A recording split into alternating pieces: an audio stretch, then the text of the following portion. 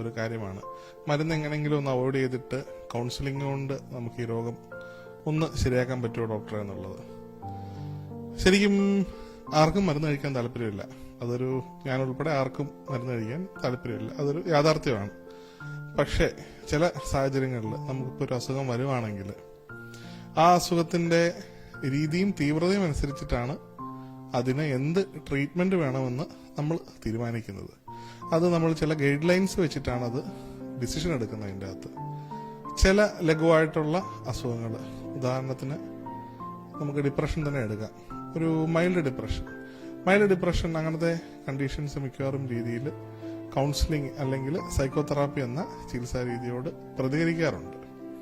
എന്നാൽ ഒരു moderate ഡിപ്രഷനോ severe ഡിപ്രഷനോ അങ്ങനെ ആവണമെന്നില്ല. അവയ്ക്ക് പ്രോപ്പർ ട്രീറ്റ്മെന്റ് അഥവാ മെഡിക്കേഷൻസ് തന്നെ മിക്കപ്പോഴും ആവശ്യമായി വരുന്നുണ്ട്. അപ്പം അതിനെ പേടിക്കേണ്ട കാര്യമില്ല.